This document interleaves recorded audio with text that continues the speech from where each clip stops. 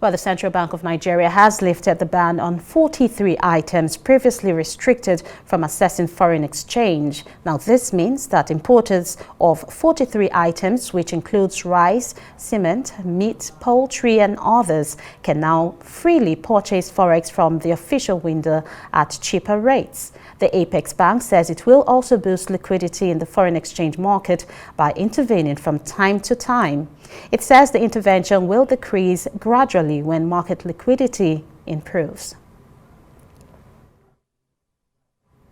Now, Arise business analyst Chika Mbonu joins me now from our Lagos studios. A very good morning to you, Chika, and glad to have you on the program. Morning, Georgina. All right, welcome. Let's start. CBN last week lifted Forex ban on 43 items. Do you think this will increase Forex supply, and what impact will this have on Nigeria's economy and trade balance? Okay, I just like we do in this program, for the benefit of our viewers, we'll try to put a lot of things in perspective. So putting the policy in perspective, we go back to June 2015.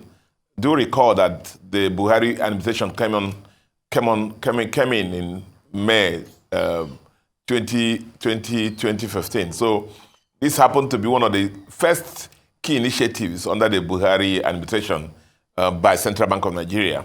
Along the line, remember one of the Buhari's lingos was, we produce what we eat and eat what we produce.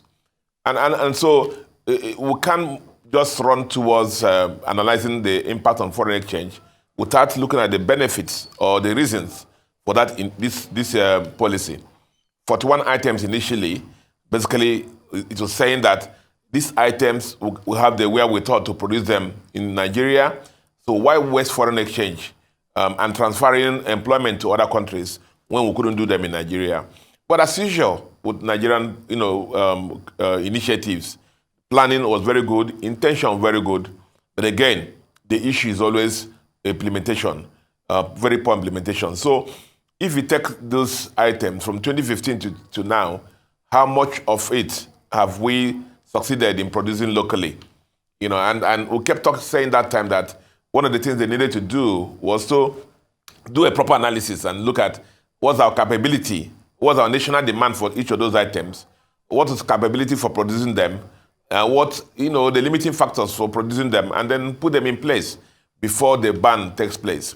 Well, that's story now, but we've gone through that from 2015 to today, and then Central Bank has, when you're broke, you tend to look into all your pockets to find the reasons why you're broke. So we're not surprised that Central Bank of Nigeria has actually, reversed that policy and push back the 41 plus 2 items that were added subsequently back into the FX pool. So people ask me, what are the implications of this? The first implication is that you have a pot of rice that you're feeding 10 people with initially. And if the same pot of rice remains, and you bring another 43 people and come there to join the eating, it might create some problems in what everybody's going to get. So everything at the end of the day boils down to the fact that, do we have the supply? Where would the supply come as we move these items from the unofficial market to the official market? Of course, we really pointed out to the fact before that putting these items into the unofficial market, saying that you cannot access the CBN dollar, which is the official dollar, and then means you're chasing them to go to the parallel market. And so we're not surprised that it was putting pressure on the parallel market. Now, especially when the official market is supply is very poor.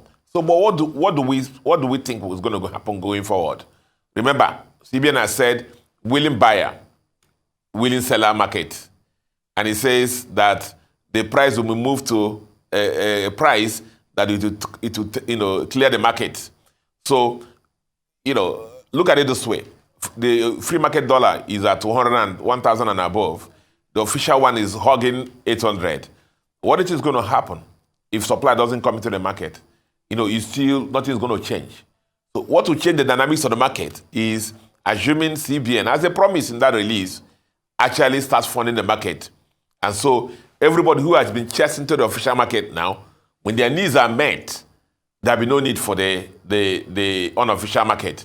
And slowly, the official price of 800, near 800 will start moving towards the 1,000, or the 1,000 start moving towards the 800 until we arrive at an equilibrium price. But everything, Georgina, depends on supply of dollars. The issue is where will the dollars come from? And that continues to be the challenge. I'm actually very curious about how this is going to affect the local producers of some of these items. Take, for instance, rice. We've been seeing, an increase in consumption of local rice, which some persons have said is more nutritious. But how would this, reversal affect local producers in Nigeria?